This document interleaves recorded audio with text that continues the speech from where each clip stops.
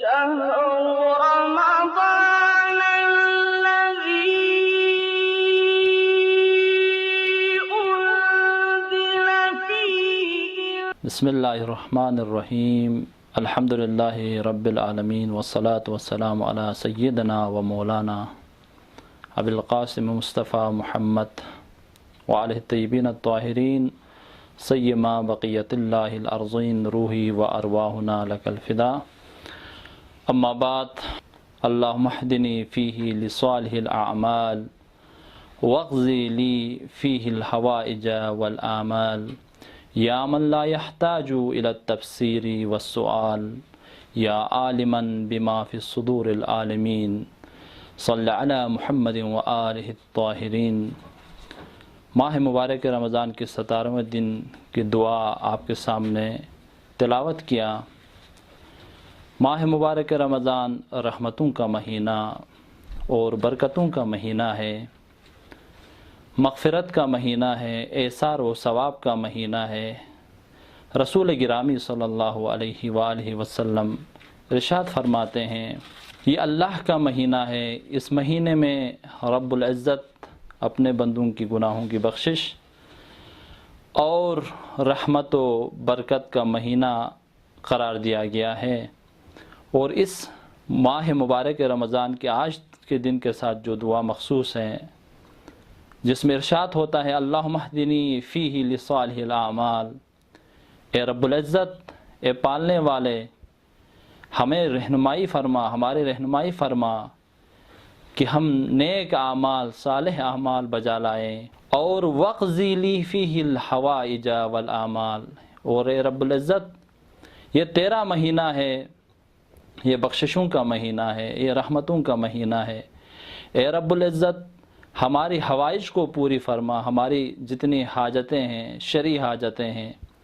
اور آگے دعا میں یہ ارشاد ہوتا ہے کہ یا من لا یحتاج التفسیر والسؤال، اے وہ ذات جو نہ کسی تفسیر کا محتاج ہے نہ کسی سوال کا محتاج ہے۔ تو یہاں پر تفسیر سے مراد تفسیر اس کی جاتی ہے، اس کے لیے کی جاتی ہے جو نہیں جانتا، وہ علم نہیں رکھتا، لیکن رب العزت رب العالمین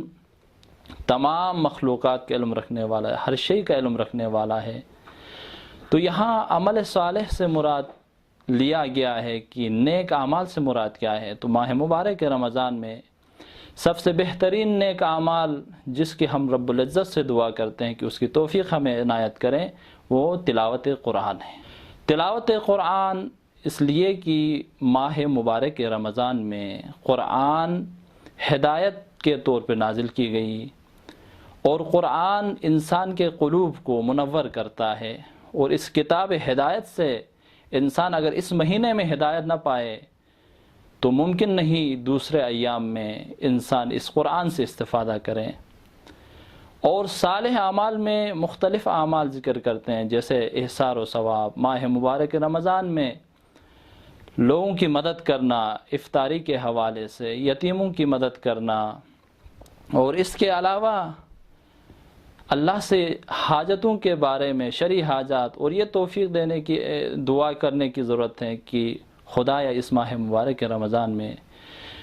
میری رہنمائی فرما، کس اعتبار سے کہ میں دعائے افتتاح پڑھوں، میں دعائے ابو حمزہ اسماعیلی پڑھوں،